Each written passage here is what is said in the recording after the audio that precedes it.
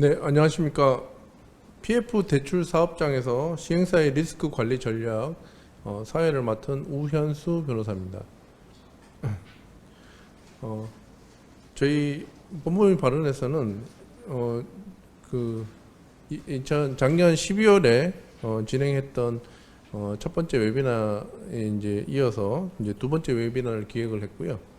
현재 이제 부동산 PF의 위기 상황이 작년부터 계속되고 있고 금리 인상이 그나마 최근에 여러 조치들로 인해서 안정세를 보이고 있긴 하지만 여전히 고금리 기조가 유지되고 있는 상황이고요. 고금리에 더해서 원자재 가격 급등으로 인한 공사비 급등 현상이 심화되고 있고 공사 대금을 둘러싼 분쟁들이 많이 발생하고 있습니다.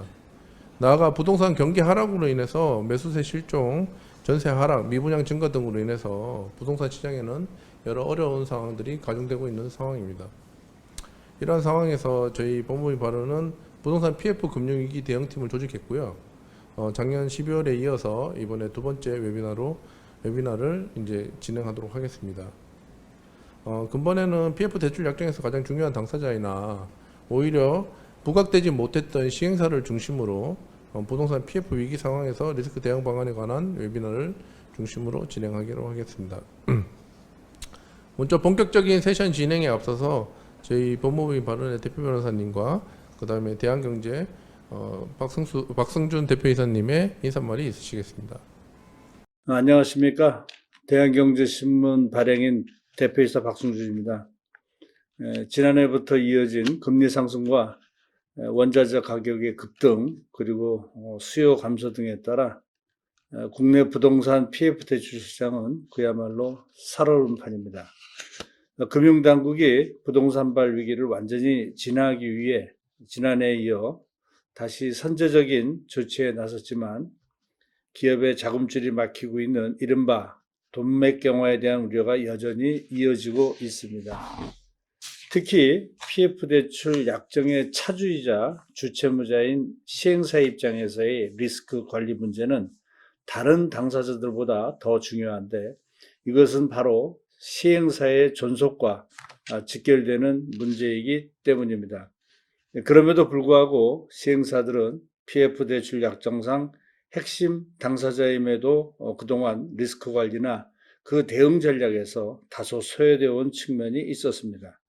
이에 법무법인 발언과 우리 대한경제신문은 지난해 12월 시공사들을 대상으로 개최하였던 웨비나에 이어 오늘은 시행사들의 시급한 현안인 PF 대출 사업장에서 발생할 수 있는 리스크를 긴급 진단하기 위한 자리를 마련하였습니다. 오늘 웨비나에서 법무법인 발언의 부동산 PF 금융위기 대응팀 소속의 베테랑 변호사들은 시행사들의 입장에서 시공사와 대주단에 대한 대응 전략은 물론 작금의 경제 상황 하에서의 부동산 신탁 이슈와 그 대응 방안 등 다양한 대응책을 제시할 예정입니다. 아무쪼록 오늘 웨비나를 통해 많은 시행사들이 PF 대출 사업장의 리스크를 사전에 점검하고 적절한 대응과 관리 전략을 찾을 수 있었으면 하는 바람입니다. 감사합니다. 네, 다음으로 저희 법무부인 발언의 대표 변호사님이신 박재필 변호사님의 인사말이 있으시겠습니다. 안녕하십니까. 법무법인 발언 박재필 대표 변호사입니다. 부동산 PF 시장의 혼란은 작년부터 계속 이어져 오고 있는데 또 금년부터는 금리 상승, 원자재 가격 급등 등으로 인한 공사비 상승, 부동산 경기 하락으로 인한 미분양 증가 등이 겹쳐 그야말로 부동산 시장은 삼중고에 시달리고 있습니다. 저희 법무법인 발언은 부동산 PF 시장 혼란의 직접 당사자들이 겪는 걱정과 고민을 조금이라도 덜어드리기 위해서 건설, 부동산, 금융거래, 실물거래 자문과 관련된 30여 명의 전문 변호사들로 부동산 PF 금융위기 대응팀을 구성하였고 작년 12월에 시리즈 웨비나를 기획한 후에 첫 번째 시리즈로 시공사의 관점에서 리스크 관리 방안에 관하여 웨비나를 진행하였습니다. 근본에는 앞서 대한경제 박승준 대표이사님이 소개해 주신 것처럼 부동산 PF 대출 위기 시 직접적인 책임을 부담하게 되는 시행사의 입장에서 리스크 관리 방안에 관하여 논의해 보고자 합니다. 작년 첫 번째 웨비나 시리즈 이후 시행사 입장에서의 리스크 관리 방안에 관한 웨비나 요청이 꾸준히 있었고, 금년 초부터 위기가 현실화됨에 따라 여러 방면의 당사자들이 많은 고민이 있는 상태이며, 근본 웨비나 이후에도 여러 당사자들의 관점에서 후속 웨비나도 계획하고 있으니 앞으로도 많은 관심을 부탁드리겠습니다. 아울러 부동산 PF 시장은 앞서 말씀드린 바대로 삼중고에 시달리고 있으며 이를 완전히 타개하기 어려운 상황에 접어들었습니다. 모든 당사자들이 조금씩 리스크를 나누는 지혜가 필요하다고 생각되며 본 웨비나를 통하여 부동산 PF 위기 상황에서 시행사의 리스크 대응 방안 수립에 도움이 되기를 희망합니다. 감사합니다. 네, 이제 첫 번째 세션으로 제가 발표를 진행할 예정이고요. 이제 저희 웨비나는 세션 1은 시행사의 시공사에 대한 대응 전략, 세션 2는 시행사의 대주단에 대한 대응 전략, 세 번째 세션은 시행사의 부동산 신탁 관련 이슈 및 대응 방안, 네 번째 세션은 시행사와 대주단, 투자 채권자의 상생 및 도산 절차의 유용성, 다섯 번째 세션은 총평 및 질의응답 순서로 진행할 예정입니다. 이제 첫 번째 세션 발표는 제가 맡았고요. 네, 이제 진행하도록 하겠습니다.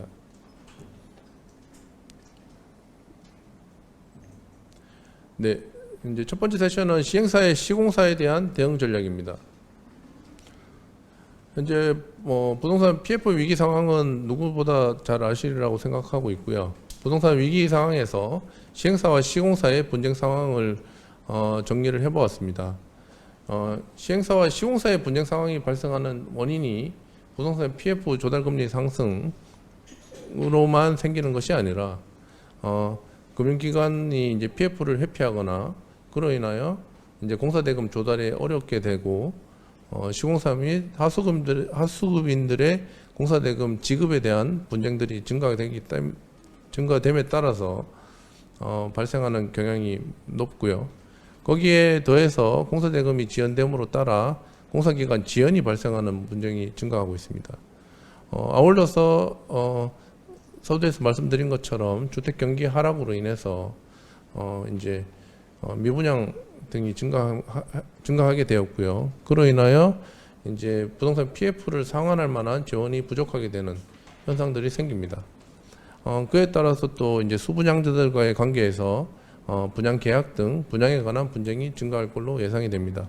따라서 시행사와 시공사의 분쟁 상황을 세 가지로 요약하여 정리하였습니다. 첫 번째는 원자재 가격 급등으로 인한 공사 대금 등에 대한 분쟁, 두 번째는 이로 인한 이제 공사기간 지연 등에 관한 분쟁, 그다음에 세 번째는 수분양자들과의 관계에서 미분양 등에 대한 대책 방안으로 할인 분양 및 분양 광고, 그다음에 분양 계약 등 분양에 관한 분쟁 등이 예상이 됩니다.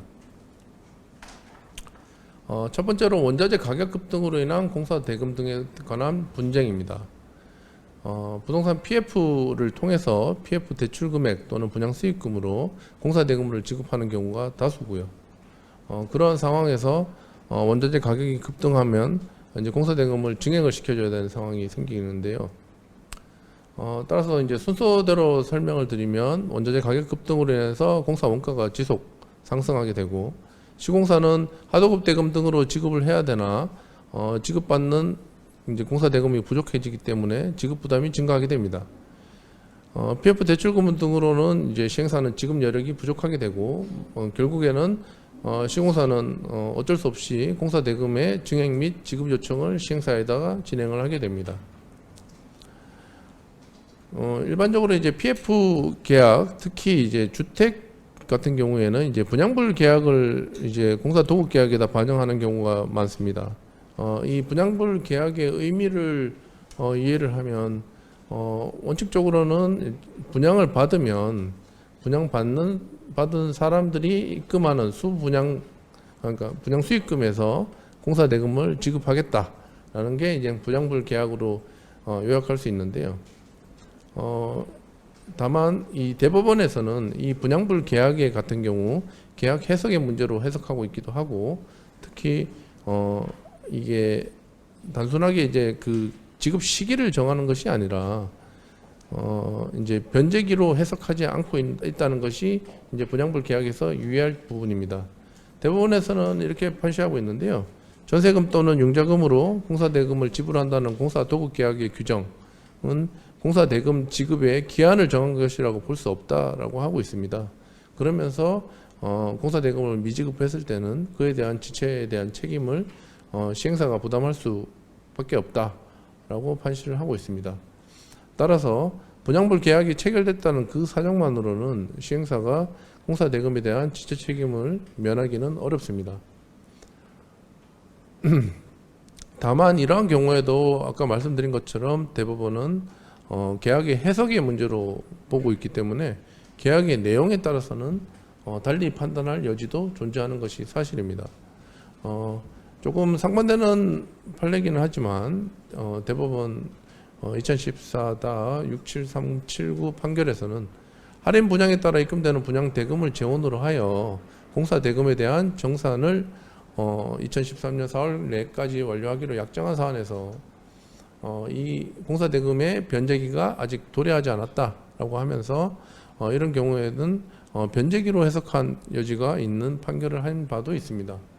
따라서 공사 대금의 해석에 따라서 법원이 판단이 달리하기 때문에 이러한 부분들은 공사도급계약, 그다음 PF 대출 약정, 재반 약정, 그다음에 계약의 진행 경과, 협의 과정 이런 것들에 따라 결론이 달라질 수 있기 때문에 관련한 부분들은 해석의 여지가 존재한다는 것을 유의할 필요가 있습니다. 다음으로 이제 PF 대출금으로 공사대금을 충당하는 경우입니다. PF 대출금으로 공사대금을 충당하는 경우에는 결국 PF 대출금이 공사대금을 전부 이제 지급할 수 있는 정도여야 하는데, 일반적으로는 이제 토지의 가치가 결국 LTV가 그 정도를 충당할 수 없는 경우가 다소 있기 때문에 PF 대출금으로 공사대금을 일부 충당하는 경우가 더 많은 사안으로 이해됩니다. 이러할 경우에 일반 부동산 PF 대출 약정의 기준에서 추가 공사대금의 지급 순위는 일반적으로는 대출 약정 체결 전에 정해진 공사대금은 먼저 필수사업비로 지급하고, 두 번째로 그 외에 발생하는 추가 공사대금의 경우에는 대출 원리금의 대주들의 상환 이후에 지급할 수 있도록 하는 경우가 다수입니다. 그리고 이러한 경우에라도 그러한 추가 공사대금이 시행사의 이익보다는 선순위에 두는 경우가 대부분입니다.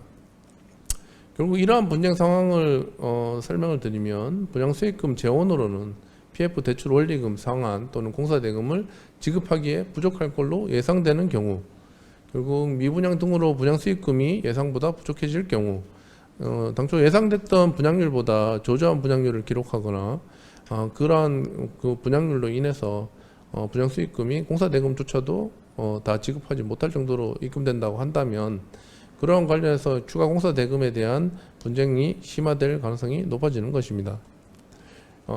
다만 이러한 경우에 결국 시행사는 이제 재원의 부족으로 인하여 이제 공사비를 관리할 방안들이 필요하고요. 전반적으로는 이제 추가 공사대금의 세부 내역을 분석해서 공사대금이 과다하게 지출되지 않도록 합리적 범위에서 제한하는 것이 필요할 것입니다. 그리고 이 재원이 부족하게 됐을 때 또 시공사가 공사를 중단하거나 공기가 지연되는 부분들이 발생을 할 수 있기 때문에 시행사는 공사대금을 검증하는 방안을 수립해서 검증 방안을 통해서 이제 시공사와 적정한 수준에서 공사대금을 조정할 수 있는 대안을 마련할 것이 필요합니다. 또 여기에 또 이제 협상 방안으로 추가될 부분들은 담보대출 및 유동화 방안 수립을 통해서 향후에라도 분양이 이후에라도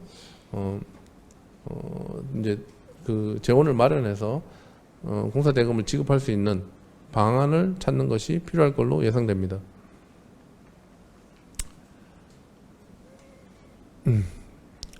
네. 그리고 이제 대법원 판례를 하나 소개해 드릴 예정인데요.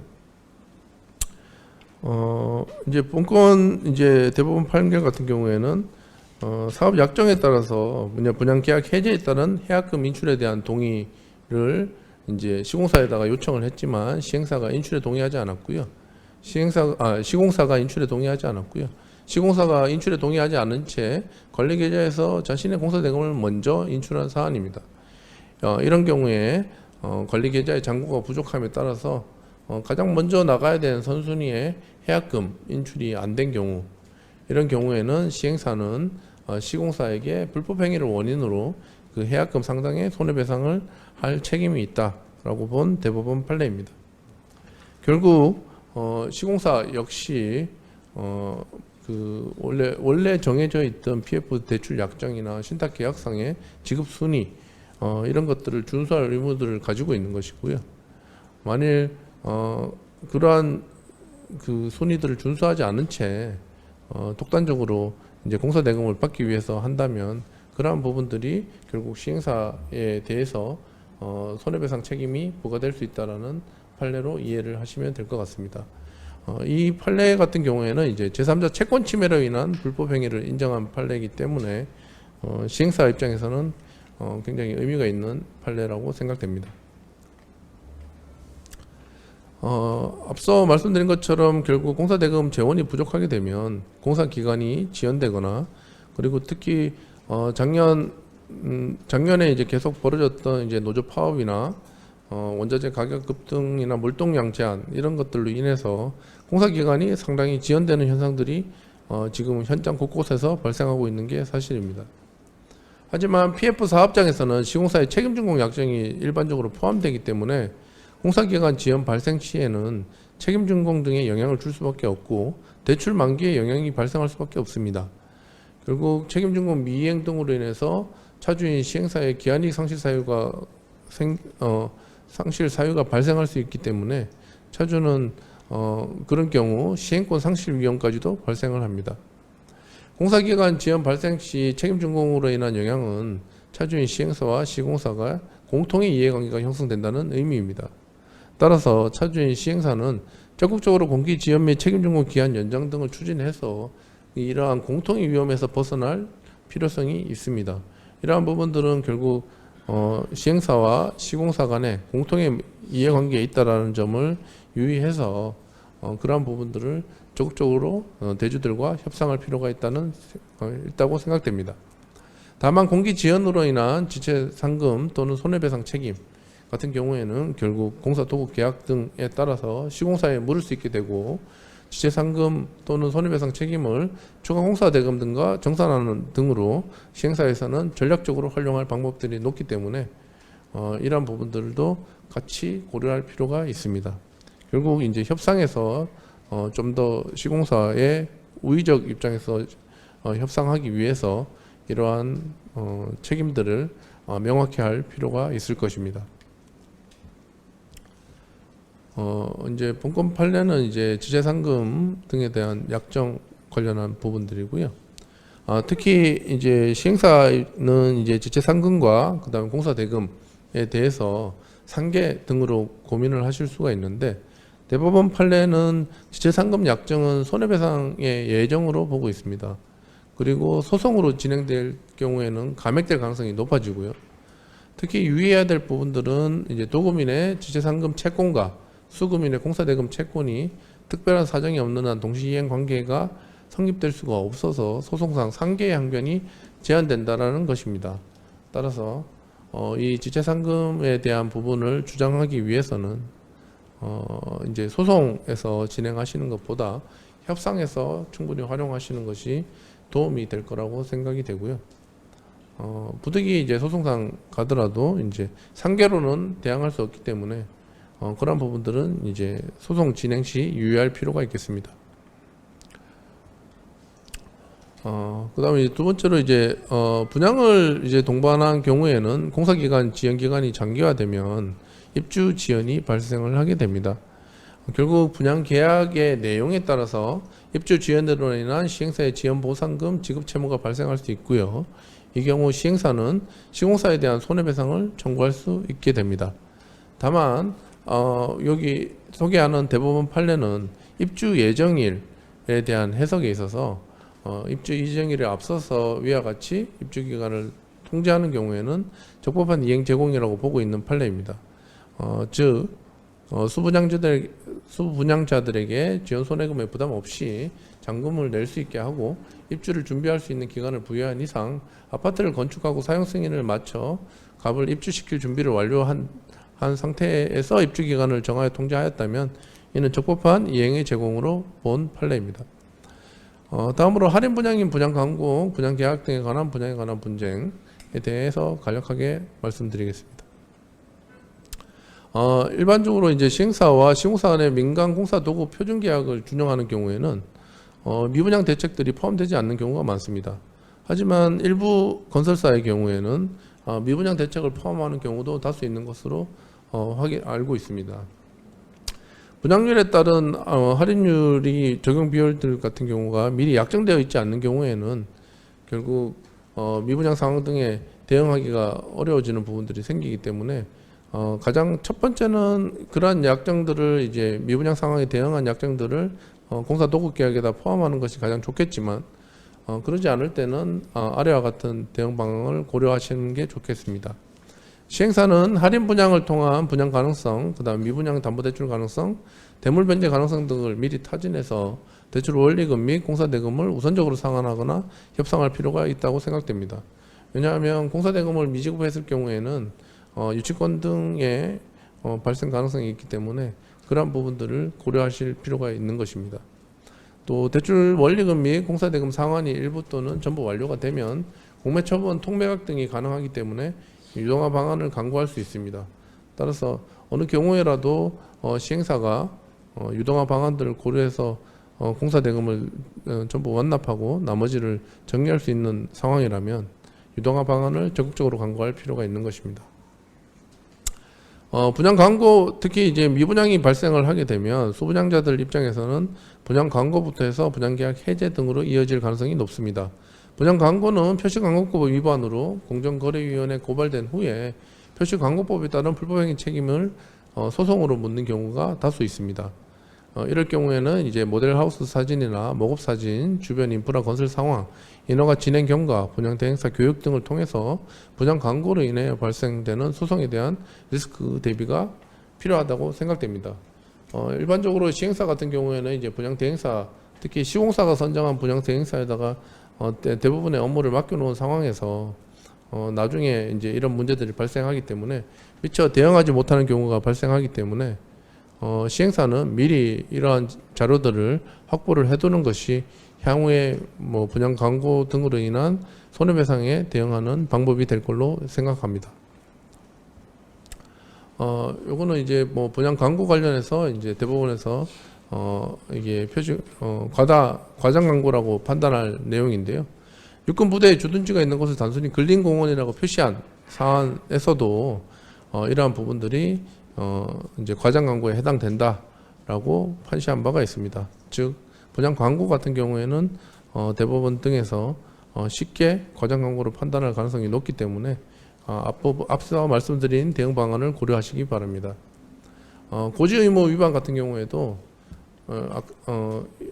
기망을 부작위에 의한 기망 행위에 해당한다라고 대법원은 판단하고 있고 그로 인한 손해배상을 청구할 수 있으며 분양계약 취소까지 고려될 수 있는 부분입니다. 결국 분양계약 분쟁은 할인 분양 시 정상계약을 통한 소분양들에 대한 반환 청구나 중도금이나 잔금 부족에 따른 분양계약 해지, 할인 분양 등을 이유로 한 분양계약 해지 청구 등 분쟁이 대부분을 구성합니다.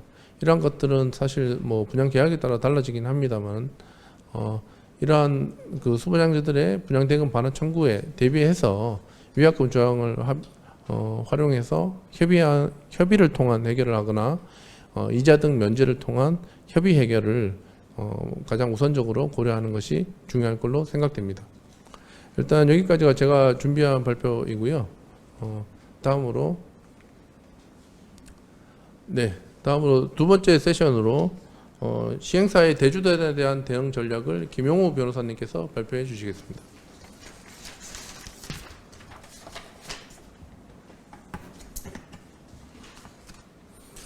네, 안녕하십니까. 저는 시행사의 대주단에 대한 대응 전략 부분을 맡은 바른의 김용호 변호사라고 합니다. 감사합니다.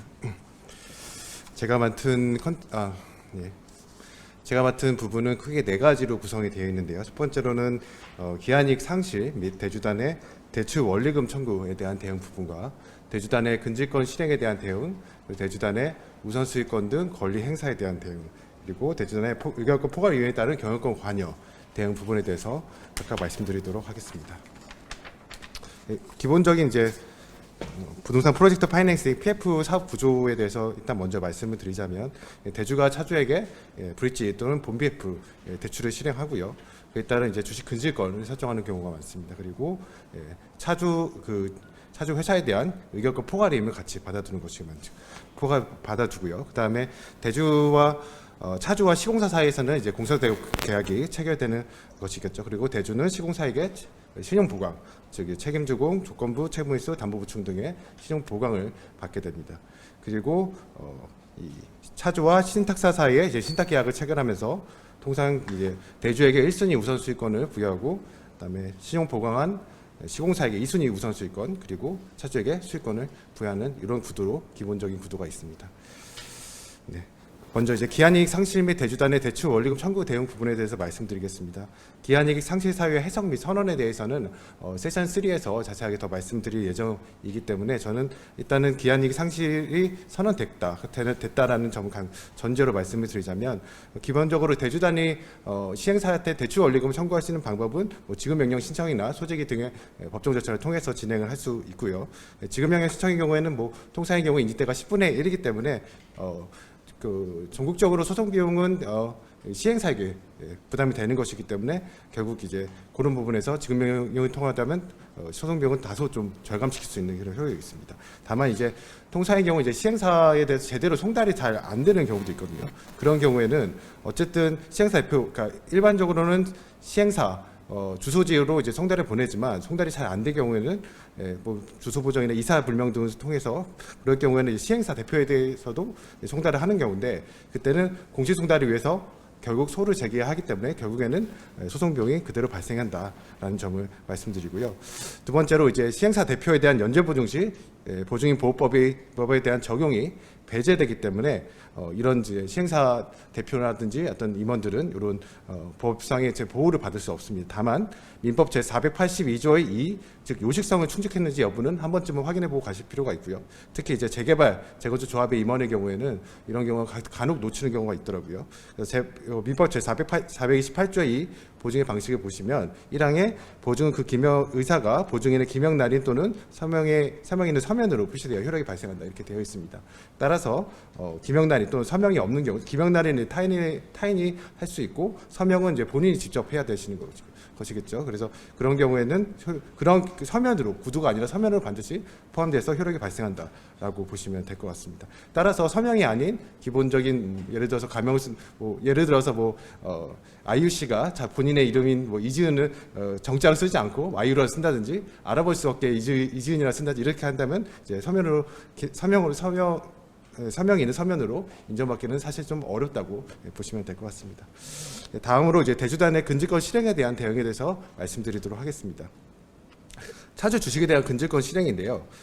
일반적으로 이제 근질권을 실행하는 장점은 기한이익 상실 시 차주 주식에 대한 질권 행사를 통해 차주에 대한 통제권을 확보하고 차주의 외형을 그대로 유지해서 사업부지 인허가 등 각종 계약 주체로서의 권리가 분리되는 것을 방지하는 차원이 있습니다. 쉽게 말해 이제 그 시행사 측의 이제 외형을 그대로 떠가는 그런 방법이긴 한데요. 다만 이 시행사의 그 근질권을 실행하게 될 경우 이제 대주단이라든지 각종 금융기관의 경우에는 이제 자기 자본으로 편입이 되기 때문에 BIS 비율 악화로 인한 당국의 불이익을 받을 수 있고요.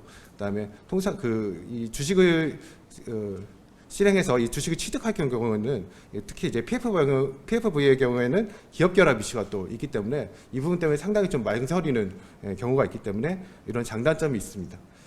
근지권 실행 대상으로는 연대보증인 및 차주의 발행 주식에 대해서 하는 것이고요. 통상은 대출을 하고 근데 근지권 설정 당시에 이제 주식 처분 승낙서, 양도증서 또는 의결권 포함 위임 증서를 교부하고 분양된 관리 계좌에 대한 예금 근질권을 설정하거나 차주 및 시공사의 장래 보험금 청구권에 대한 개별 권리의 근질권을 설정하는 경우도 있습니다. 이런 근질권 실행에 대해서 이제 시행사 입장에서 대응할 수 있는 방법은 먼저 이제 주식의 적정 가치 평가 및 정산 의무가 위반인 경우를 이제 문제 삼을 수 있는데요. 특히 이제 상속세 및 증여세법에 따른 및 그에 따른 시행령에 따른 비상장 주식의 보충적 평가 방식에 따라 주식 가치를 산정해서 주식을 양도하는 경우가 문제될 수 있는데요. 통상의 경우 이제 회계법을 통해서 이 주식 가치를 평가하고 그럼 대부분 이제 마이너스인 거거든요. 마이너스인 경우에 어떤 대가 없이 또는 뭐 매우 저가 뭐 1,000원 뭐 이런 식으로 이제 가치를 평가해서 근질권을 실행하고 이제 그 근질권을 취득하거나 타인에게 양도하는 그런 경우가 문제가 될 수 있는데 대법원의 최근 대법원 판례는 채권자가 유질약정 근거로 처분 정산의 방법으로 질권을 설정할 때 일반적으로 허용된 여러 비상장 주식 가격 산정 방식 중 하나를 채택해서 그에 따라 처분 가격을 산정한 이상 설령 나중에 그 가격이 합리적인 가격이 아니었다고 하더라도 다른 특별한 사정이 없는 한 유질약정의 내용에 따라 채권자, 채무자 사이에서는 피담보 채무의 소멸 범위나 초과액의 반환 여부, 손해배상 등이 문제될 여지가 있을 뿐이군 채권자와 처분 상대방 사이에서 채권자의 처분액 자체가 무효가 된다라고 볼 수는 없다라고 이제 판시를 했기 때문에 일반적으로 이런 이제 근지권 실행에 따른 적정 가치 평가를 위반했다고 근지권 실행 자체를 무효로 하기에는 상당히 좀 어려운 부분으로 보시면 될 것 같습니다. 다만 이제 시행사 입장에서는 초과액의 반환 또는 손해배상 청구는 가능하나 실제로 이제 손해배상 청구의 경우에는 인정된 케이스가 거의 없는 것으로 알고 있습니다. 따라서 결국에는 이제 정산 의무 위반에 따른 초과액의 반환 청구하는 그런 방식으로 이제 다툴 수밖에 없는데요. 다소 이제 최근에 이제 그 서울고등법원에서 판시된 다소 예외적인 부분이나 이제 근질권 설정 계약에 따른 실행 방법이 아니었기 때문에 근질권 실행 자체가 무효로 된 케이스가 있습니다. 의미가 있을 것 같아서 가져왔는데요. 근질권 실행의 방법이 절차에 기한이익 상실의 사유의 발생 시 만기 도래 등으로 인해서 피담보채 이행기가 도래할 경우 C는 이제 대주단이겠죠. C는 이 사건 주식에 대한 이미 처분권을 가지고 그 처분의 방식을 C가 정해서 원고에게 별도로 통보한다라는 내용이 있습니다. 여기서 이제 이미 처분권이라는 문구의 해석에 대해서 문제가 되었는데요. 서울고등법원에서는 이미 처분권이라는 문턱은 C의 의사에 따라 제3자에게 이 사건 주식 소유권을 이전하거나 이 사건 주식을 담보로 제공할 수 있는 권한을 의미하는 것이지 C가 직접 이 사건 주식의 소유권을 취득할 수 있다는 의미로는 보기 어렵다라고 판시했기 때문에 대주단이 직접 근지권 실행을 통해서 주식을 취득한 경우 그 근지권 실행 자체가 무효라고 판단했던 경우입니다. 그래서 처분이라는 문헌의 일반적인 의미를 넘어서 이 사건 근질권의 실행 방법으로 C가 이 사건 주식을 직접 취득하는 방법까지 명시적 또는 묵시적 합의가 있었다고 보기는 어렵다고 본 케이스입니다. 참고하시면 될 것 같고요. 다음으로 넘어가서 이렇게 근질권을 실행하게 되면 기존 경영진 입장에서는 그 근질권 실행에 대해서 상당히 이제 이견이 있고 다툼이 겪는 경우가 상당히 많습니다. 그럴 경우에 결국 이제 이 기존의 경영권 다툼 분쟁으로 이제 비화될 수 있는 경우인데요. 그럴 경우에 최근에 2017년도에 나온 이제 아주 유명한 대법원 전환치 판결에 따라서 결국 이제 현재 주주명부에 기재된 또는 주주명부에 기재된 현 주주 그러니까 시행사 쪽이죠.과 그 다음에 근질권 실행을 통해서 실행을 통해서 주식을 취득하게 된 대주단 사이에서 어떤 분쟁이 발생했을 거 누구를 주주로 보고 판단할 것인지 이런 부분들이 문제가 될 수 있는데 판례의 내용을 보시면 주주명부에 기재된 자만이 회사에 대한 관계에서 의결권 등 주주권을 행사할 수 있는 것이 원칙 즉 형식적인 입장을 취하고 있습니다. 다만 명의개서가 부당하게 거절된 예외적인 경우에는 주주명부의 기재를 마치지 않고서도 주주권을 행사할 수 있다라는 판례가 있습니다. 주주명부 기재를 마치지 않고서도 회사에 대한 관계에서 주주권을 행사할 수 있는 아주 예외적인 경우는 주주명부의 기재 또는 명의개서 청구가 부당하게 지연되거나 거절됐던 등의 극히 예외적인 사정이 인정되는 경우에 한한다라는 이런 어떤 대법원 판례가 있기 때문에 결국 이 판례에 따라서 기존의 근질권을 실행한 대주단과 그다음에 기존의 경영진 사이에서 분쟁이 발생할 수밖에 없는 것이죠. 그래서 요 케이스에 따라서 최근에 이제 근질권 행사에 따른 주주권 행사 부정된 학습 판례들을 몇 개 가져왔는데요. 첫 번째 케이스를 보시면 근질권 실행의 적법성은 인정되지만 기존 주주가 그 처분의 효력을 다투는 가처분을 제기하여 인용된 경우 주주명부의 기재 또는 명의개서가 부당하게 지연되거나 거절되었다고 단정하기 어렵다라고 본 케이스가 있습니다. 두 번째 부산고등법원 판례에는요. 원고가 근질권 설정자에게 근질권 실행 통지를 하였음을 뒷받침하는 객관적 자료가 없고 근질권 실행 통지에서 원고와 주소와 피고의 주소가 같은 곳으로 기재되어 있는 점을 감안하면 원고가 피고에 대한 근질권 실행을 통지를 제대로 하였는지가 매우 의심스럽다는 점, 그다음에 원고가 피고에게 주권을 제시하면서 주중명부 명의계에서 청구를 하였다고 볼 만한 다른 사정이 없다는 점에서 주중명부의 기재를 마치지 아니고 주주권을 행사할 수 있는 예외적인 경우에 해당하지 않는다라고 본 케이스가 있습니다. 결국 이제 대주단 측에서는 이 대법원 전원 합의체 판결을 토대로 그 예외에 해당한다라고 주장할 것이고 기존 경영진 입장에서는 이를 거부할 경우 종국적으로는 이제 재판을 통해서 확인을 될 수밖에 없습니다. 기존 경영진이 협조를 하지 않는다면 이런 어떤 뭐 등기라든지 아니면 주종명부 기재, 명의계서 등등의 이제 절차가 이행되지 않기 때문에 결국 재판을 통해서 확인될 수밖에 없고 그런 경우 뭐 여러 가지 재판의 유형이죠. 뭐 명의계서 이행이라든 주주권 확인, 총회결의 부존재 무효 취소 또는 뭐 신주 발행 무효 주주명부 열람 등 행사 의결권 행사 처형 가처분 등 뭐 다양한 분쟁 형식으로 분쟁이 발생할 수 있습니다. 다음으로는 이제 대주단의 우선 수익권 등에 대한 권리 행사에 대한 대응을 말씀드리도록 하겠습니다. 대주단 입장에서는 권리 공매 요청 또는 수익 계약에 따른 신탁 부동산을 처분할 수 있고요. 이에 대해서는 마찬가지로 세션 3에서 다룰 예정입니다. 다음으로 이제 신탁 종료, 즉 해지로 인한 대주단 또는 대의변제한 시공사가 신탁사에 대한 신탁 부동산 소유권 이전 등기 청구를 하는 경우도 있습니다.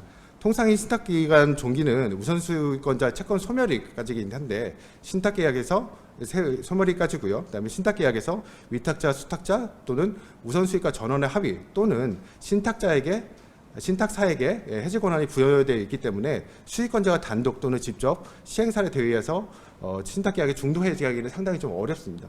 다만 이 케이스에서는 신탁의 목적이 달성할 수 없어 신탁계약이 종료되는 경우 신탁계약상의 수익자가 신탁재산을 교부하기로 되어 있다고 약정한 이유로 대주단에게 대의변제한 시공사의 신탁사에 대한 소유권 이전 등기를 인용한 케이스가 있어서 이 케이스도 참고하시면 될 것 같습니다. 다음으로 이제 사업부지에 대한 소유권 이전 시 시행사의 건축주 또는 사업 시행자로서의 실체적 권리가 승계되는지 여부가 문제가 될 수 있습니다. 통상에 이제 사업부지가 이전되게 되면 그의 부서에서 그 밖의 그 권리 등이 이전되는지 여부에 대해서도 상당히 좀 의문이 가질 수 있는데요.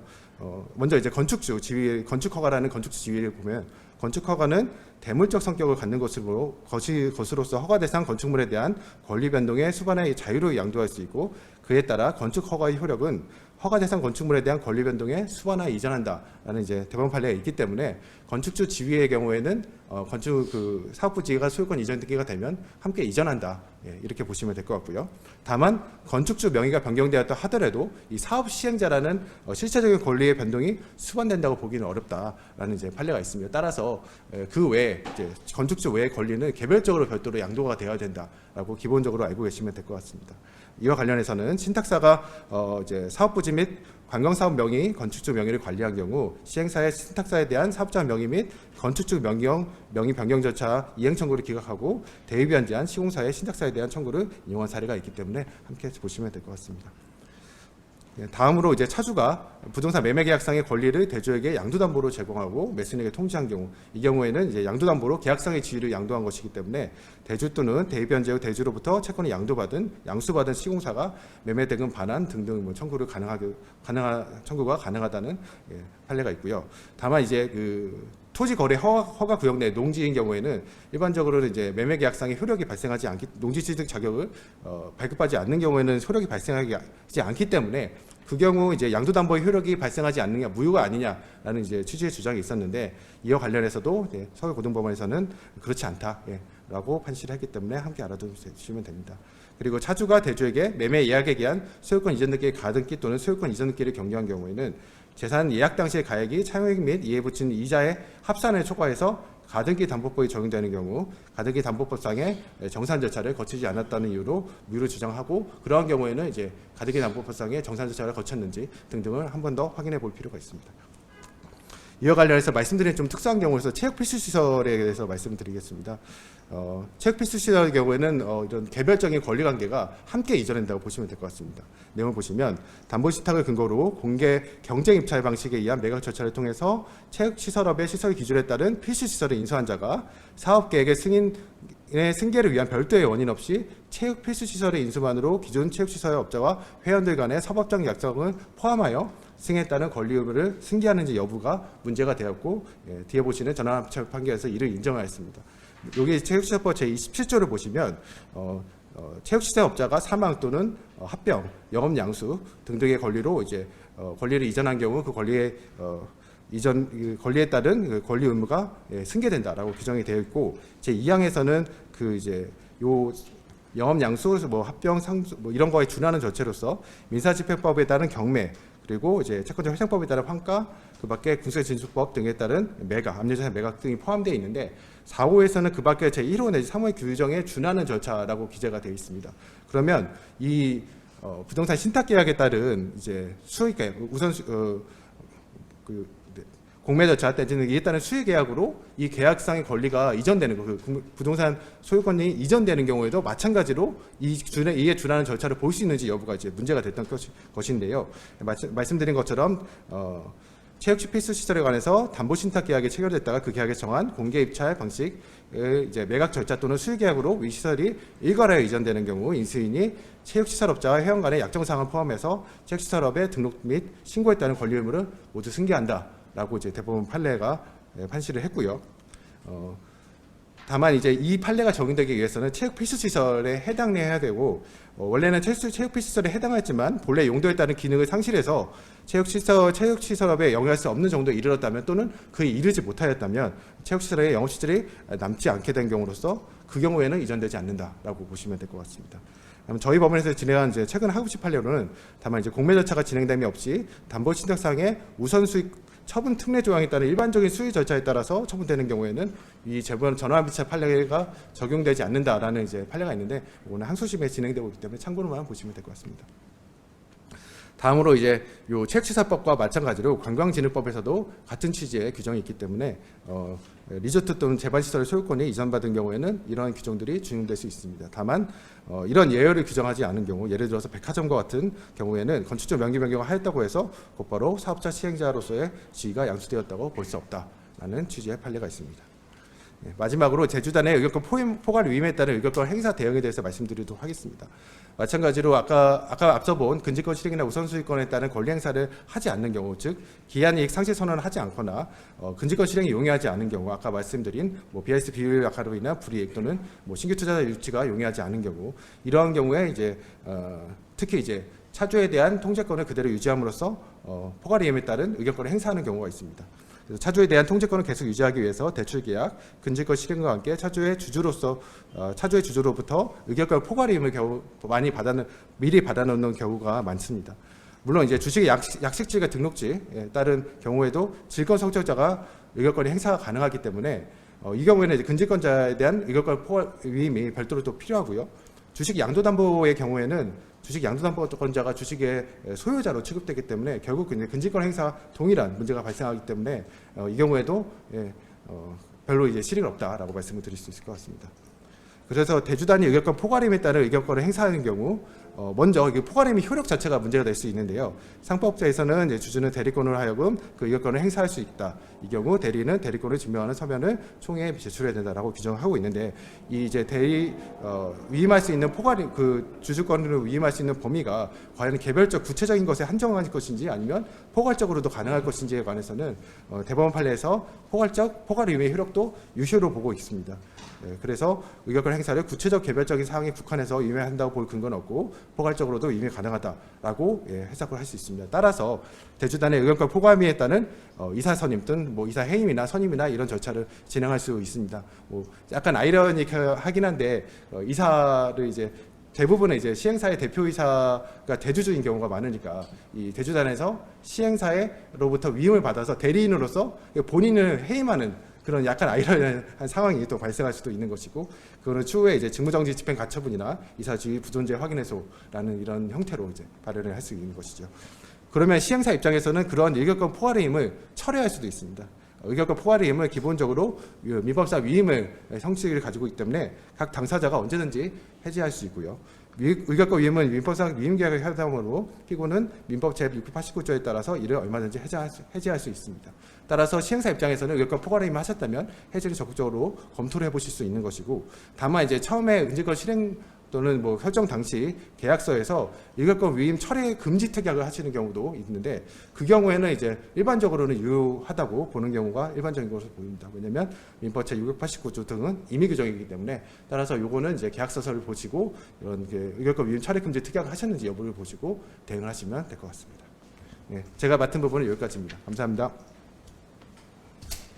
네, 세 번째 세션으로 시행사의 부동산 신탁 관련 이슈 및 대응 방안에 관하여 김소연 변호사님께서 발표해 주시겠습니다. 네, 안녕하세요. 세션 3 시행사의 부동산 신탁 관련 이슈 및 대응 방안 발표를 맡은 바른의 김소연 변호사입니다.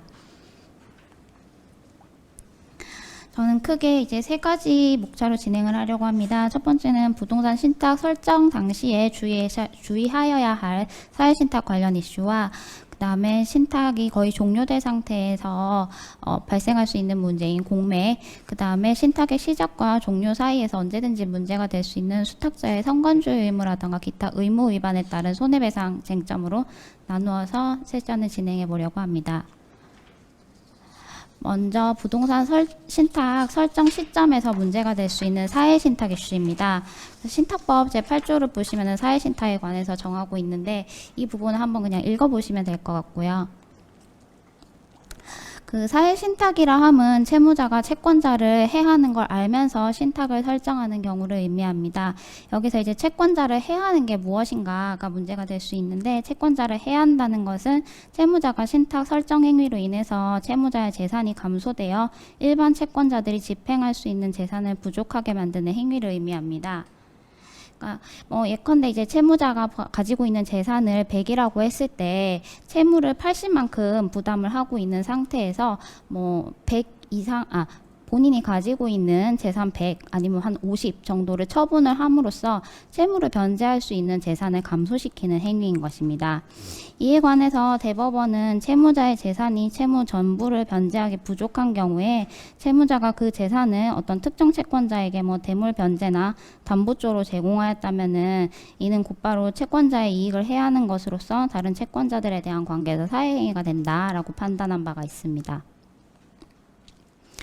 네, 여기서 문제가 되는 것은 보통 이제 부동산 개발 사업에서 시행사는 PF 대출 전에 저희 흔히 이야기하시는 에쿼티 투자라고 하는 후순위 대출이라던가 인허가 아니면은 지주 작업을 하면서 여러 가지 용역비를 지출하게 되는데, 그 용역비는 보통 PF 대출금으로 나중에 지급하는 것을 전제로 하는 것이기 때문에 채무를 부담하고 있는 상황입니다. PF 대출 전에. 근데 시행사는 사업 부지 외에 특별한 다른 재산을 가지고 있지 않기 때문에 이런 다른 에쿼티 투자자들이라든가 이런 채권자들에 대해서 채무를 부담하고 있는 상황에서 거의 유일한 재산인 그 사업 부지를 PF 대출 담보로 제공하기 위해 수탁자에게, 신탁회사에게 그 소유권을 이전하는 것이 사회신탁 행위에 해당할 가능성이 있습니다. 그러나 실제로 판례를 보시면은 사회신탁이 인정되고 있는 가능성은 다소 낮아 보입니다. 왜냐하면은 채무자가 자금을 융통해서 사업을 계속 추진하는 것이 채무 변제력을 갖게 되는 최선의 방법이다. 그러니까 그 PF 대출을 일으켜서 사업을 진행을 함으로써 본인이 수익을 발생시켜서 그 채무를 상환하는 것이 채무 상환을 위한 가장 효율적인 방법이다, 최선의 방법이다 라고 생각하면서 자금을 융통하기 위한 방편으로 신탁계약의 체결에 이르렀다는 점, 그 다음에 위탁자가 본인의 재산을 이제 신탁회사에게 소유권 이전을 했지만은 수익자가 됨으로써 수익권을 가지게 되고, 이 수익권은 쉽게 처분을 할 수 없고 일반 채권자들의 강제 집행을 피해서 은밀한 방법으로 처분시키기 어렵다는 점, 그 다음에 수탁자가 자본시장법 등에 따라서 인가받아 신탁업의 영업을 하는 신탁업자인 경우에는 공신력 있는 신탁사무의 처리를 기대할 수 있다는 점, 이런 점들에 비추어 봐서 쉽게 이제 채무자가 무자력에 이른다, 사회행위에 해당한다라고 보기는 어렵다라는 그런 판단을 한 바 있습니다. 그래서 실질적으로 부동산 개발 사업에서 사회신탁이 인정될 가능성은 뭐 이런 판례의 취지에 비추어 봐서 다소 낮은 것으로 판단이 됩니다. 대신 이제 사회신탁으로 인정되는 경우에 채권자는 신탁회사나 수익자를 상대로 신탁의 취소 및 원상 회복을 청구할 수 있습니다. 그러니까 이런 수익자 상대로 한 신탁의 취소라든가 원상 회복은 제척기간이라고 해서 다툴 수 있는 기간이 정해져 있는데 이 기간은 안 날로부터 1년, 그 다음에 있은 날로부터 5년의 기간입니다. 네, 신탁회사가 사회신탁에 해당하는지를 알았는지 여부는 채권자가 그 신탁을 취소하는 데에는 영향을 미치지 않습니다. 다만 수익자가 그 신탁이 사회신탁임을 알지 못했다면은 수익자뿐만 아니라 신탁회사에 대해서도 사회신탁의 취소라던가 원상회복을 청구할 수는 없습니다. 뭐 수익자가 여러 명인 경우에는 각각 수익자 개별적으로 이 사회신탁 인식 여부를 판단을 해야 하고요. 이제 유의하셔야 될 점은 이 사회신탁의 청구는 시행사가 어떻게 컨트롤할 수 있는 것이 아니라 채권자가 곧바로 수탁자라던가 아니면은 수익자에 대해서 청구를 할 수 있다는 점에 있습니다. 이게 신탁은 PF 대주단에 대한 담보 목적으로 설정되기 때문에 시행사의 일반 채권자들, 특히 이제 에쿼티 채권자들이 주로 문제가 되는데, 이런 채권자들이 사회신탁을 이유로 수탁자나 그 다음에 수익자인 PF 대주단을 상대로 신탁의 취소라던가 수익권 취득행위의 취소, 원상 회복을 구하게 되는 경우에 PF 대출의 기한이 상실이 되어 곧바로 채무 변제기에 도래할 수 있는 위험이 있습니다. 따라서 시행사는 대출 이전에 이제 일반 채권자들에게 대출을 위해서 이런 신탁이 설정된다는 점, 그 다음에 일반 채권자들은 PF 대출 채권자들에 비해서 후순위로 상환받을 수 있다는 점에 대해서 충분히 인지를 시키고, 가급적이면 뭔가 이제 계약을 체결하실 때에도 이제 후순위라는 점을 계약서에 기재를 해놓는 것이 중요합니다. 그 다음으로 신탁부동산의 공매 이슈에 대해서 좀 살펴보도록 하겠습니다. 일반적으로 이제 신탁 계약에서는 PF 대출 기한의 상실이라던가 뭐 위탁자에 대해서 부도 사유가 발생했을 때, 이런 경우에는 우선 수익자 요청에 따라서 수탁자가 사업 부지를 포함한 신탁 부동산을 공매할 수 있다라는 취지의 조항을 일반적으로 넣어놓고 있습니다. 뭐 예시 같은 거 보시면 아마 많이 보셨을 겁니다. 신탁 계약서에 적혀 있는 것들이요. 근데 이제 신탁 부동산에 관해서 공매 절차가 개시가 돼서 신탁 부동산이 제3자에게 매각되고 낙찰되고 이제 소유권이 이전된다면은 이제 시행사는 더 이상 부동산 개발 사업을 시행할 수가 없기 때문에 시행사 입장에서는 공매를 막을 수 있는 방안을 고민을 하셔야 됩니다. 가장 대표적이고 효율적인 방안으로는 공매 중지 가처분을 들 수 있습니다. 시행사는 신탁 부동산의 공매가 진행됐을 때 이제 공매를 막기 위해서 신탁 회사를 상대로 공매 중지 가처분을 신청할 수 있습니다. 공매 중지 가처분은 주로 신탁 회사는 공매 절차를 중단하라라는 취지로 청구하는 것이 일반적입니다. 그런데 만약 이제 입찰 절차까지 전부 다 진행이 돼서 낙찰자가 정해졌다거나 뭐 계약금 지급까지 되고 뭐 계약 체결이 얼마 남지 않았다거나 이런 상황이라면은 신탁 회사에 대해서 매수인과의 매매 계약을 체결해서는 안 된다라는 취지의 매매 계약 체결 금지를 청구하는 것도 가능합니다. 물론 공매 절차가 진행되기 전에 이미 뭐 기한의 이익 상실 사유 자체가 발생했다거나 곧 공매가 이루어질 것 같다거나 하면은 부동산 처분 금지 가처분을 신청하는 것도 가능하지만, 주로 공매 절차가 진행된 후에 공매 절차 중지 가처분을 신청하는 방법으로 진행이 되고 있습니다. 공매 중지 가처분을 신청하기 위해서는 위탁자에게 이제 피보전 채권과 보전의 필요성이 인정되어야 합니다. 피보전 채권이라 함은 위탁자가 보전해야 하는 채권을 말하는데, 주로 신탁 계약서에 장래에 이제 신탁 계약이 종료 해지되는 경우 위탁자는 수탁자에 대해서 신탁 부동산에 대한 소유권을 반환받을 소유권 이전 등기 청구권을 가지고 있기 때문에 이를 피보전 채권으로 주로 사용하고 있습니다. 그다음에 보전의 필요성이라 함은 수탁자가 신탁 부동산을 처분할 수 없는 사유, 즉 수탁자가 공매 절차를 진행할 수 없는 사유를 의미합니다. 이는 주로 크게 세 가지로 나누어 볼 수 있는데, 수탁자가 공매를 진행할 수 있는 자격이 있는지, 그 다음에 신탁계약상 정한 공매 개시 절차가 발생하였는지, 그 다음에 공매 절차가 제대로 진행되고 있는지, 이렇게 세 가지로 주로 나누어서 다투고 있습니다. 수탁자가 공매를 진행할 자격이 있는지, 즉 이는 수탁자가 신탁부동산의 소유자인지 여부와도 관련이 되는데, 그 공매는 신탁계약에 근거해서 수탁자가 신탁부동산을 매매하는 행위입니다. 따라서 신탁계약이 해제되거나 혹은 종료되어서 수탁자가 더 이상 신탁부동산의 소유자가 아닌 때, 그러니까 수탁자의 지위를 가지고 있지 않다면은 공매를 진행할 수 없습니다. 따라서 신탁계약의 해제 또는 종료 사유가 발생하였는지 시행사께서는 한번 확인을 해보셔야 될 필요가 있는데, 실질적으로 신탁계약의 해지라던가 해제를 주장하는 경우는 잘 없고 실제로 받아들여지기도 쉽지 않은 사유입니다. 그 다음에 PF 대출의 기한이익 상실 여부를 따져보셔야 됩니다. 일반적으로 PF 대출 기한이익 상실을 공매 개시 사유로 정하고 있고, 위탁자가 기한의 이익을 상실하면은 이제 우선 수익자 요청에 따라서 공매 절차가 진행되기 때문에, 만약 공매 개시 사유가 발생하지 않았다, 즉 PF 대출에 기한이익 상실 사유가 발생하지 않았다라고 한다면은 공매 절차를 진행할 수 있는 근거 자체가 사라지기 때문에 공매 절차 중지를 청구할 수 있습니다. 그렇기 때문에 이제 시행사, 즉 차주가 기한의 이익을 상실했는지 여부를 검토할 필요가 있는데, 기한의 이익 상실 사유는 크게 저희가 흔히 이야기하는 당연 기한이익 상실 사유와 선택적 기한이익 상실 사유로 나누어 볼 수 있습니다. 판례는 특정한 사유가 발생하면은 채권자의 청구를 요함이 없이 당연히 기한이익이 상실이 돼서 이행기가 도래한으로 하는 정지조건부 기한이익 상실의 특약, 그 다음에 일정한 사유가 발생한 후에 채권자의 통지나 청구 등 채권자의 의사 행위를 기다려서 이행기가 도래하는 형성권적 기한이익 상실 특약, 이렇게 두 가지가 있다고 보고, 어느 것이 이제 정지조건부 기한이익 상실 특약인지 형성권적 기한이익 상실 특약인지 문제가 될 수 있지만, 문제가 되는 경우에는 채권자에게 유리하게 해석해서 명백히 정지조건부 기한이익 상실 특약이라고 볼 만한 특별한 사정이 없는 한 형성권적 기한이익 상실 특약이다라고 판단을 하고 있습니다.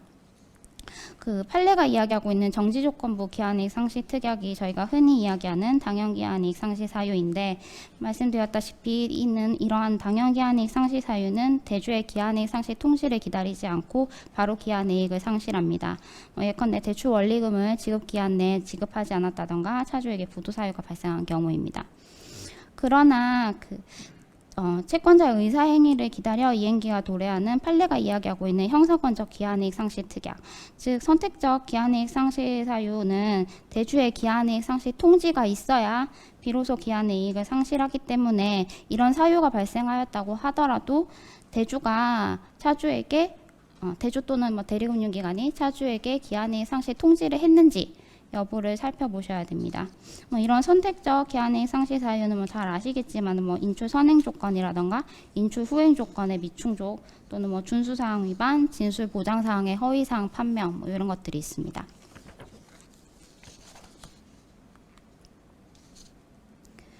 그 다음에 공매 절차가 제대로 진행되었는지 여부를 살펴보셔야 됩니다. 공매 절차의 구체적인 내용, 공매 참가 조건, 입찰 방법, 입찰 절차, 그다음 매수인 결정 방법, 매매계약 체결 방법, 대금 납부 방법, 이런 것들 모든 것들은 다 구체적으로 공매 공고에 기재하도록 되어 있습니다. 그리고 그 공매 공고에 따라서 수탁자는 공매 절차를 진행을 해야 하는데, 만약 수탁자가 공매 공고와 다르게 공매 절차를 진행하였다고 하면은 이는 그 공매 중지 가처분을 신청할 수 있는 합리적인 사유가 됩니다. 예컨대 최고 가격 입찰자가 아닌 자를 매수인으로 선정을 했다거나, 공매가 유찰한 경우에 수의계약이 가능한데 공매가 유찰되지 않았음에도 수의계약을 체결했다거나 하는 이런 경우입니다. 이런 사유가 발생했는지 여부를 잘 살펴보셔가지고 공매 공고를 꼼꼼히 살펴보셔서 그 공매 중지 가처분을 신청할 수 있는 사유가 있다면은 공매 중지 가처분을 신청하여 공매를 중지시킬 필요가 있습니다. 그 다음은 일반적으로 인정되는 수탁자의 그 성관주의 의무라던가 의무 위반에 따른 손해배상 등 이제 위탁자가 청구할 수 있는 그 기타 청구권 등에 대해서 설명을 드리도록 하겠습니다.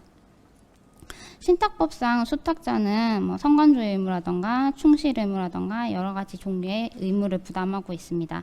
수탁자가 이런 의무를 위반한 경우에 위탁자는 신탁재산의 원상 회복 수탁자는 신탁재산의 원상 회복 의무라던가 손해배상 책임을 부담하게 되고 위탁자는 수탁자에 대해서 손해배상 청구를 할 수 있습니다.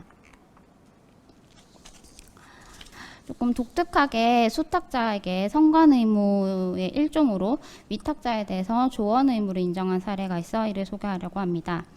이제 이 대법원 판례는 수탁자가 민법상 수임인과 같은 지위에 있음을 인정하고 수탁자가 원칙적으로는 위탁자의 지시에 따라서 사무 처리를 해야 하지만은 그 지시에 따라서 신탁 사업을 추진하는 것이 신탁의 취지에 적합하지 않거나 그다음에 경제성이 없는 것으로 판단이 돼서 위탁자에게 불이익할 때는 그러한 내용을 위탁자에게 알려주고 위탁자가 지시를 변경하도록 조언을 해줄 의무를 부담한다라고 판시를 하면서 어떤 특정한 경제 상황 변화로 인해서 위탁자의 지시를 따르는 것이 위탁자에게 불이익함에도 불구하고 이를 조언을 하지 않고 위탁자가 이런 바뀐 경제 상황 변화로 인해서 막대한 채무를 부담하게 된 그런 사정이 있다면은 이는 수탁자의 과실과 함께 고려해서 수탁자의 비용 상환 청구권의 행사를 제한할 수 있다라고 판단을 하였습니다.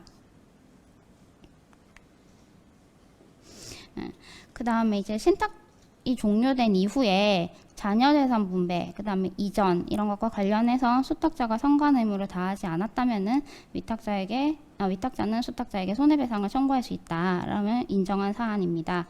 특정 금전 신탁에 관한 판례이기는 하나 이 취지 자체는 일반적인 부동산 신탁에서도 충분히 인정될 수 있는 사안이라고 판단이 됩니다. 그러니까 그 신탁이 종료된 이후에 나머지 자녀 재산은 귀속 권리자, 보통 위탁자가 되겠죠. 위탁자에게 이전이 돼야 되고 이러한 이전이 될 때까지 수탁자는 수탁자로서 선관주의 의무를 부담하게 되는데 이를 제대로 이행을 하지 않았다면은 위탁자에게 그 손해를 배상할 책임이 있다라고 인정한 판례입니다. 다만 이제 이 실제적인 사안에서는 위에 수탁자가 성관주의 의무를 위반하지 않았다, 위반한 사정이 인정되지 않는다라고 해서 손해배상 청구 자체가 인정이 되지는 않았는데 그 판시 취지를 봤을 때 성관주의 의무 위반이 인정이 된다면은 충분히 손해배상을 청구할 수 있음은 인정이 됩니다. 따라서 이제 이 부동산 신탁으로 갔을 때는 신탁이 종료된 이후에 남은 이제 정산 과정에서라던가 아니면은 공매 절차가 진행된 이후에 공매 대금을 정산하는 과정에서 수탁자가 본인의 성관 의무를 위반했다면은 위탁자는 수탁자에 대해서 손해배상을 청구할 수 있다라고까지 이제 충분히 준용하여서 인정이 될 수 있는 판례 사안이라고 보입니다. 그다음에 수탁자가 성관 의무나 이런 충실 의무를 위반해서 손해가 발생한 경우 위탁자는 손해배상 청구뿐만 아니라 비용 상환 청구권이라던가 보수 청구권의 행사를 제한하거나 이런 감액을 주장할 수도 있습니다. 이제 관련해서 수탁자가 성관 의무를 다하지 않아서 이제 위탁자에게 손해가 발생한 경우 위탁자의 손실 규모라던가 발생 경위, 기타 여러 가지 사정을 고려해서 수탁자의 보수 청구권을 한 30% 정도 감액을 인정한 사안이 있습니다. 또한 수탁자가 성관주의 의무를 다하지 않아서 추가적으로 신탁 비용이 지출이 되고 이를 위탁자가 부담을 했다면은 이런 비용은 신탁 비용의 정당한 지출이 아니다라고 해서 수탁자가 위탁자에 대해서 비용 상환 청구를 할 수 없다라고 인정한 판례가 있습니다.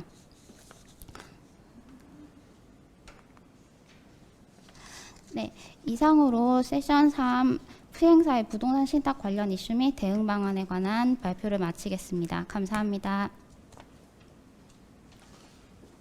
네, 다음 세션으로 시행사와 대주단 투자 채권자의 상생 및 도산 절차의 유용성에 관하여 조동현 변호사님께서 발표를 해주시겠습니다.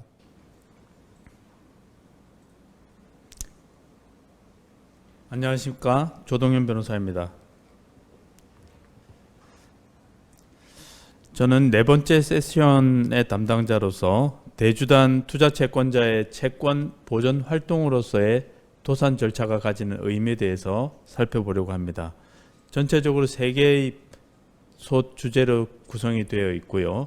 먼저 첫 번째, 부동산 PF 대출 구조와 채권자들의 유형에 대해서 살펴보려고 합니다. 부동산 PF 대출 구조는 크게 시행사와 대주단으로 구별이 됩니다. 이와 같은 구조에서 시행사는 어떤 역할을 하느냐 하면 개발 사업의 주체이기도 하고 PF 대출에 대한 포괄적 책임을 지는 주채무자이기도 합니다. 사업을 구상하고 부지의 매입과 인허가 절차를 진행하고 시공사를 선정하는 등의 사업 전반을 진행하는 담당자이기도 합니다. 이에 대한 시행사에 대해서 채권자들은 다양하게 존재합니다. 시행사에게 초기 토지 매입 자금을 대여한 채권자가 있을 수 있고요. 본 PF를 조달하는 금융기관이 있겠고 시행사에게 또한 브릿지 론을 조달하는 금융기관도 있을 수 있습니다. 시행사에게 운전 자금을 대여해주는 대여 채권자 내지는 투자 채권자들도 존재합니다. 법무법인 발행과 같이 법률 용역 자문을 해주는 자문사도 있을 수 있고 회계법인, 건축사 사무소 등이 상거래 채권자로 존재할 수 있습니다. 이와 같은 시행사에 대한 채권자들에 대해서 채권 보전 조치로서의 도산 절차가 왜 의미가 있느냐 하면 만일에 채무자인 시행사가 시행사업을 제대로 진행할 경우라면 모르지만 시행사업을 제대로 진행하지 못하고 있거나 채권자에 대해서 채무를 불이행하고 있거나 특히 시행사의 대표가 시행사업을 방만하게 운영하거나 부실 경영을 하고 있는 경우 이와 같은 상황에서 채권자로부터 시행사에 취해질 수 있는 조치로서 도산 절차도 반드시 고려해야 될 상황이 있기 때문입니다. 이에 대해서 시행사로서도 인지하고 그에 대한 대응 전략도 갖출 필요가 있겠습니다. 먼저 시행사에 대해서 채권자들이 아예 시행사를 청산하고자 하는 경우가 있을 수 있습니다. 그럴 때 취할 수 있는 것이 파산 신청일 텐데요. 채무자 회생 및 파산에 관한 법률은 채무자뿐만 아니라 채권자도 파산 신청을 할 수 있도록 권리자를 정해놓고 있기 때문입니다. 채권자가 파산 신청을 할 때는 그 채권의 존재 외에도 파산 원인 사실을 소명하도록 정하고 있는데요. 그 파산의 원인 사실로는 지급불능이나 채무초과를 규정하고 있습니다. 채무초과는 재산을 기준으로 해서 판단하는 것인데 부채가 자산을 초과하고 있는 상태를 가리킵니다. 지급불능과 관련해서는 재산 외에 기타 모든 수단을 동원하더라도 변제기가 도래한 채무를 일반적으로 변제하는 것이 불가능한 재정적 상태를 가리킵니다. 다시 말하면 채무자의 변제 능력이 계속적으로 결여되어 있는 상태를 가리킵니다. 시행사 입장에서는 유념해야 될 부분 중에 하나가 시행사의 어떤 지급 정지 사유가 발생하면 법률에서는 지급 불능으로 추정하고 있습니다. 채권자의 채무자 시행사에 대해서 파산 신청이 제기됐을 때 만일에 파산 선고 결정이 내려진다면 파산 선고와 동시에 선임되는 파산 관제인에게 채무자 시행사의 재산에 관한 관리 처분권이 이관됩니다. 여기서 만일에 시행사가 사업 부지에 대한 인허가권 등을 시행사 명의로 해두지 않고 제3자 이름으로 해둔 경우에는 파산 신청의 경우에도 채권자와 사이의 협상 내지는 인허가권의 매각과 관련해서 협상을 해볼 여지가 있을 수 있다는 점이 시행사로서는 살펴볼 부분 중에 하나입니다. 다음으로 채권자가 시행사에 대해서 파산 신청을 하는 것이 아니라 사업 시행을 계속하도록 하면서 즉 회생 절차 개시 신청을 할 수도 있습니다. 그럴 경우에 시행사에서는 어떤 실익이 존재하는지 살펴볼 필요가 있는데 먼저 첫 번째로는 불리한 부분이라고도 보일 수 있습니다. 왜냐하면 채무자 회생법에서는 회생 개시 신청 사유로서 지급 불능 외에도 채무초과의 염려라고 규정을 하고 있기 때문입니다. 파산 신청과 달리 회생 절차와 관련해서는 같은 법조항에서 염려라고 정하고 있기 때문에 파산 원인 사실이 반드시 현존할 필요가 없습니다. 따라서 시행사로서는 채권자 측의 폭넓은 회생 신청에 대해서 대비해둘 필요가 있습니다.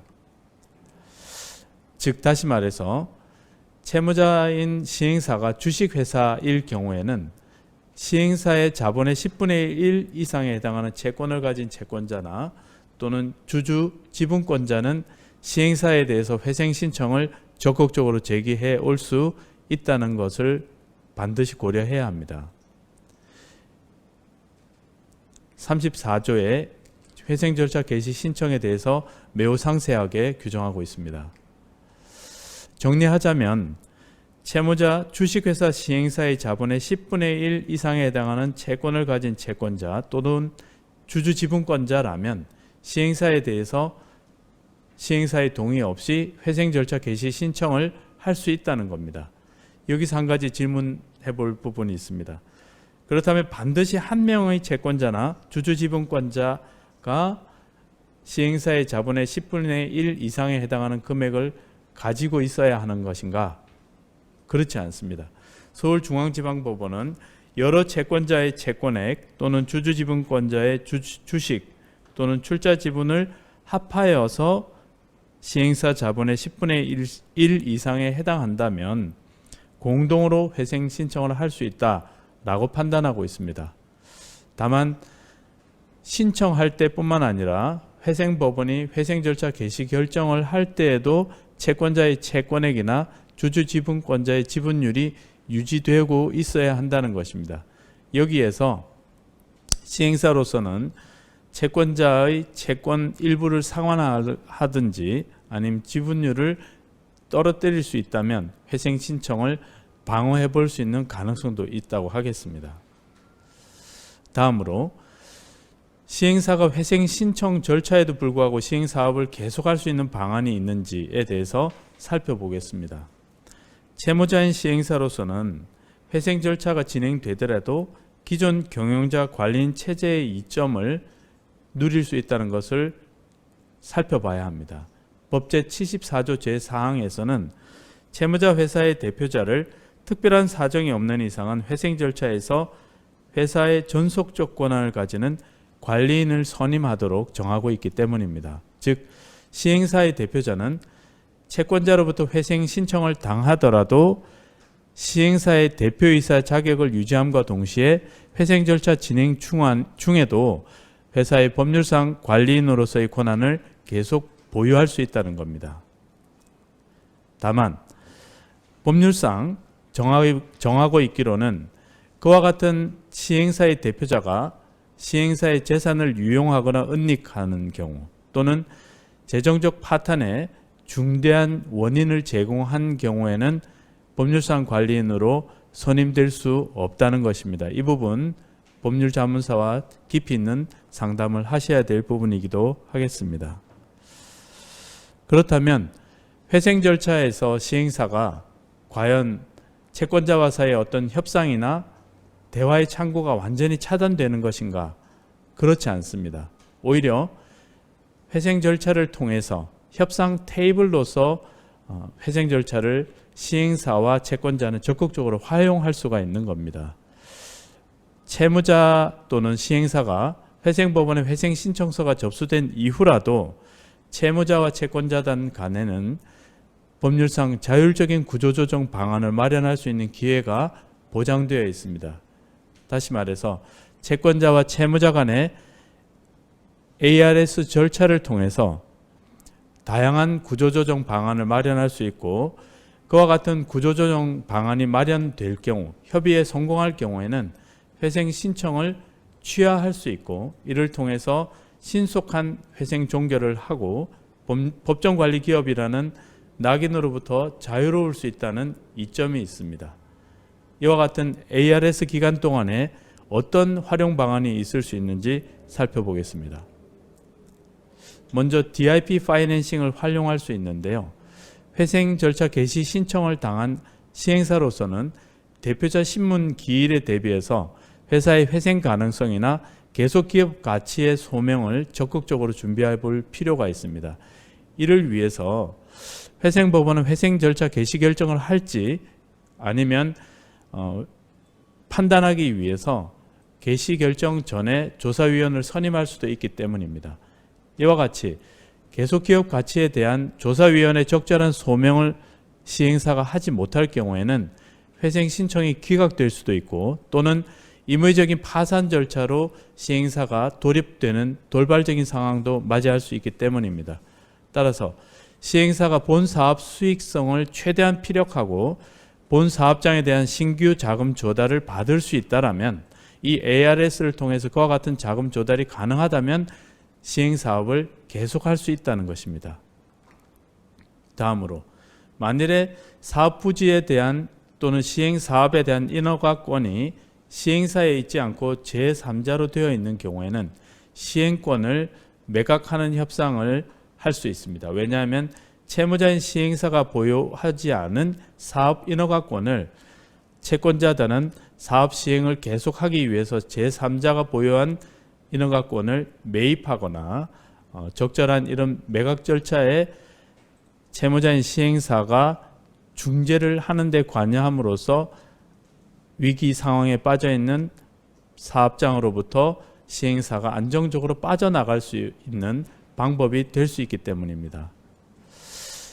이와 관련해서 회생 절차가 신청이 된 상황이라 하더라도 부동산 PF 사업들이 다수 부실화됐을 때 그 충격이 금융시장과 국가 경제 전반으로 전이되는 것을 최소화하기 위해서 현재 가동되고 있는 여러 가지 공적인 채무조정 프로그램들이 있습니다. 이와 같은 프로그램들을 개시결정 전에 채무자인 시행사는 채권자단과 사이에 적극적으로 검토하고 활용할 필요가 있겠는데요.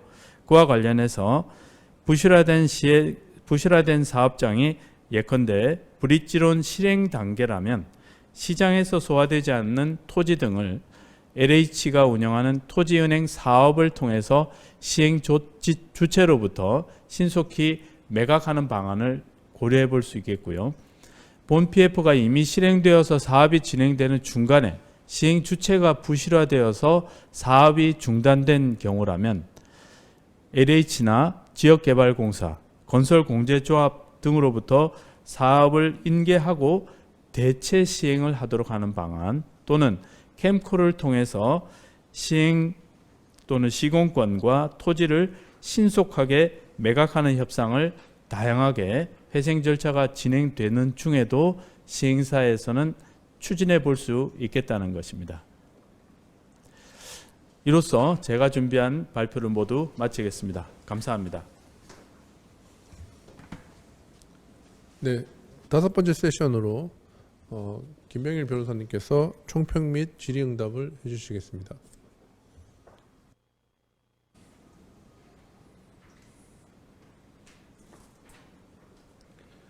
예, 방금 소개받은 법무법인 바른의 부동산 PF 금융위기 대응팀의 팀장을 맡고 있는 김병일 변호사입니다. 저희 바른의 부동산 PF 금융위기 대응팀에서는 금융위기에 따른 부동산 PF 사업장의 법적 리스크를 분석하고 대응 전략을 검토하고 있습니다. 그에 따라 작년 12월 7일 PF 대출 사업장의 시공사 리스크 관리 전략을 주제로 1차 웨비나를 진행하였고요. 오늘은 그 시리즈 두 번째로 PF 대출 사업장에서 시행사의 리스크 관리 전략에 대해 웨비나를 진행하였습니다. 간단히 복습하는 차원에서 구체적으로 조금 복기를 해드리면 첫 번째 세션에서는 우현수 변호사님이 시행사의 시공사에 대한 대응 전략을 주제로 원자재 가격 급등으로 인한 공사대금 분쟁에 대한 시행사의 대응 전략, 공사기간 지연에 관한 분쟁의 대응 전략, 할인 분양 등 분양과 관련한 분쟁에서 시행사의 대응 전략 등에 대해서 발표를 해 주셨고, 두 번째 세션에서는 김용우 변호사님이 시행사의 대주단에 대한 대응 전략을 주제로 기한이익 상실 및 대출 원리금 청구에 대한 시행사의 대응 전략, 그리고 대주단의 근질권 실행에 대한 대응 전략, 대주단의 우선수익권 등에 기한 권리 행사에 대한 대응 전략, 대주단의 의결권 포괄 위임에 따른 경영권 관여 시 시행사의 대응 전략에 대해서 발표를 해 주셨고요.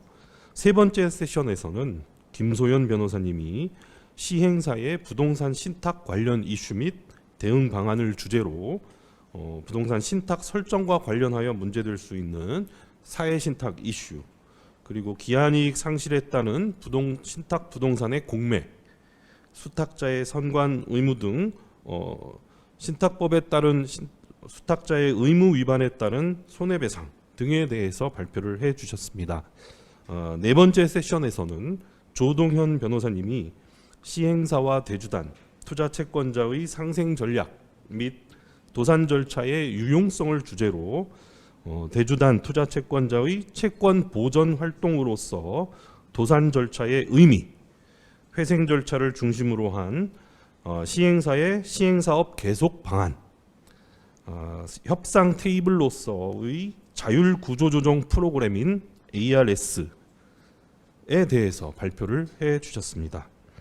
발표를 맡아서 수고해 주신 변호사님들께 감사의 말씀을 전하며, 오늘 웨비나에서 발표한 이슈와 내용들은 작년 12월에 있었던 1차 웨비나에서 다루었던 주제들과는 다른 것입니다. 그래서 발표 시간 관계상 더 많은 쟁점과 사례를 소개해 드리지 못한 아쉬움은 있지만, 오늘 다루어진 주제와 이슈들은 매우 시의적절한 것들이어서 오늘 웨비나에 참석하신 여러분들께 도움이 되셨을 거라고 생각합니다. 오늘 웨비나 발표 자료 제공에 대해서 안내를 드리겠습니다. 필요하다고 생각하시는 분들께서는 참가 신청과 동일한 방법으로 저희에게 요청을 해주시고, 그러면 적절히 편집된 PDF 파일을 제공해 드리겠습니다. 오늘 웨비나에 참가 신청을 하시면서 몇몇 분들께서 사전에 질문을 주셨습니다.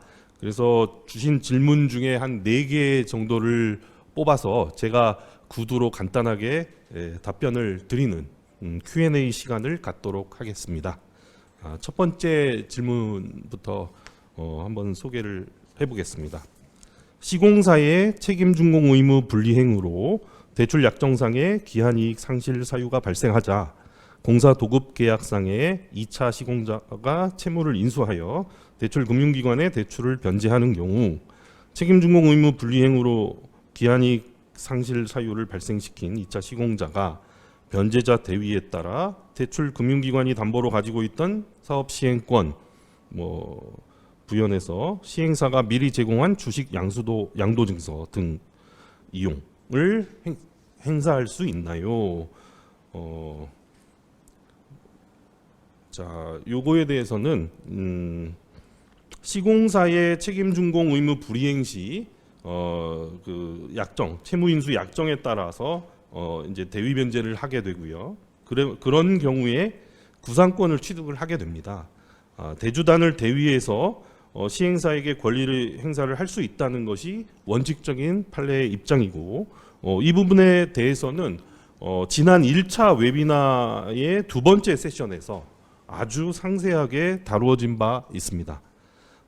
다만 대주단을 대위해서 시공사가 행사하려는 권리가 사업 시행권인 경우에는 사업 시행권이 시행사가 보유하는 포괄적인 권리를 총칙하는 개념이라서 사업 부지에 대한 소유권 취득 또는 건축주 명의 변경 이라는 그 사업 시행자가 가지고 있는 그 포괄적이고 실체적인 권리의 변동을 바로 수반한다고 보기는 어려울 것 같습니다.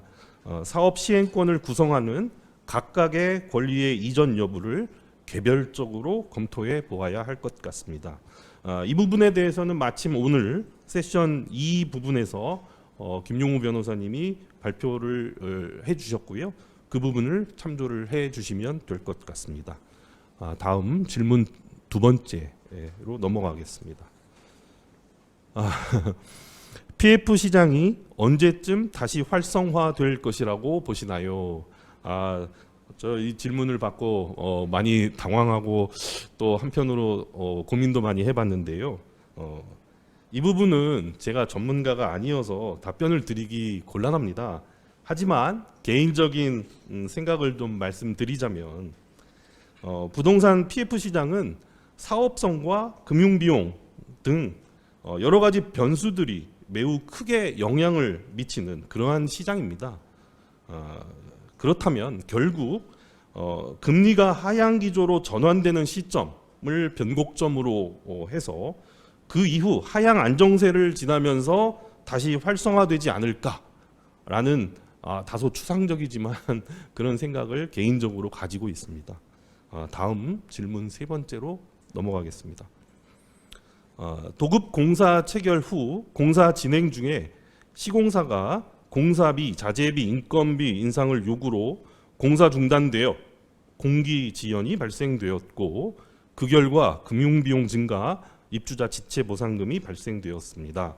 이에 대한 대처 방법은 무엇인가요? 자, 이런 질문들 때문에 오늘 웨비나가 기획이 되었고요. 오늘 웨비나의 세션 1에서 우현수 변호사님이 발표하신 내용으로 이 세 번째 질문에 대한 답변에 가름하도록 하겠습니다. 질문 네 번째로 넘어가겠습니다. 마지막 질문인데요. 현재 가파른 금리 인상에 따른 PF 대출의 법률적 이슈 사항으로 무엇이 있나요? 이것도 제가 답변을 드리기가 적절할지 모르겠습니다만 제 개인적인 견해를 좀 말씀을 드리자면 금리 인상은 경제적 이슈 사항입니다. 그래서 금리 인상 자체가 PF 대출에 따른 여러 당사자들 간의 법률 관계에 직접적인 영향을 미친다고 보기는 어려울 것 같습니다. 오히려 간접적인 영향 또는 후속적인 영향을 미치리라 예상이 되는데요. 결국은 가파른 금리 상승에 따라서 사업성이나 금융 조달 비용, 분양성 등에 부정적인 영향을 미칠 것이고 그에 따라 리파이낸싱이 어려워질 것 같습니다. 그렇다면 결국 시행사는 기한이익 상실 가능성이 증가될 것이고 공사대금 증액 요구 뿐만 아니라 공매사업장의 증가, 공사기간 지연, 분양수익금의 감소 등 여러 가지 분쟁 발생의 요인이 늘어나게 될 것 같습니다. 한마디로 부동산 PF 사업장에 전반적인 어떤 분쟁이 증가될 것으로 예상됩니다. 이상으로 사전 질문 주신 Q&A 시간은 마치도록 하겠고요. 마무리하도록 하겠습니다. 오늘 웨비나에 참여하여 장시간 발표를 경청해 주신 참석자 여러분께 감사드립니다. 그리고 발표를 담당해 주신 변호사님들께도 그 노고에 깊이 감사드립니다. 모쪼록 오늘 웨비나에서 다루어진 PF 대출 사업장의 시행사 리스크 관리 전략이 참석자 여러분들이 속한 회사에 큰 도움이 되셨으면 하는 바람을 가지면서 오늘 웨비나에 이어서 PF 대출 사업장의 대주단 리스크 관리 전략 그리고 PF 대출 사업장의 신탁사 리스크 관리 전략 등 시리즈 웨비나를 계속하여 준비할 예정임을 말씀드립니다. PF 대출 사업장의 리스크 관리에 대해 자문 또는 소송건이 있으실 경우에 준비된 저희 법무법인 바른의 부동산 PF 금융위기 대응팀에 문의하여 주시기 바랍니다. 이것으로 오늘 2차 웨비나를 모두 마치겠습니다. 감사합니다.